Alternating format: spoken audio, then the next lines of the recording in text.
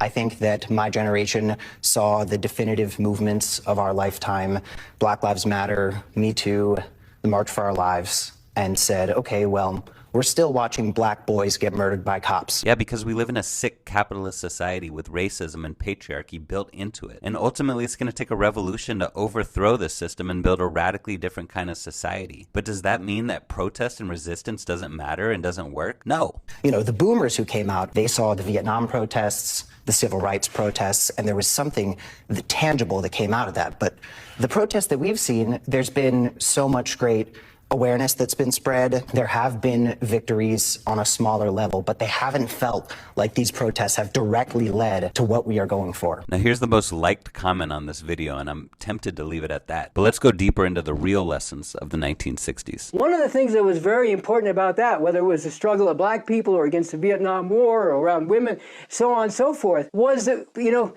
people didn't just come out in a wave of struggle, and then when that receded, that was it. They came back again and again and again. You know, for example, in protesting in massive ways against the Vietnam War, you'd have big protests, and the government, our government, quote unquote, the U.S. government, would escalate the war in Vietnam.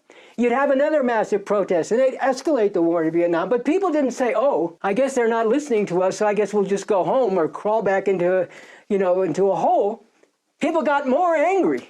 People came forward more powerfully. They brought forward more numbers. And that's what needs to happen now. And this is what I mean by creating, through massive and determined struggle of millions and millions of people, the kind of political situation, the kind of profound political crisis where it really becomes a situation where Trump cannot govern the country and cannot implement his fascist program. And this is exactly what Refuse Fascism is launching November 5th in D.C. Nonviolent but unrelenting sustained struggle, not stopping until the Trump fascist regime is removed from power. We can do this, but we really need the youth to be part of it. Take off work, take off school on November 5th. Stopping fascism is actually more important. I know a lot of Gen Z also feel both parties suck, both backed genocide.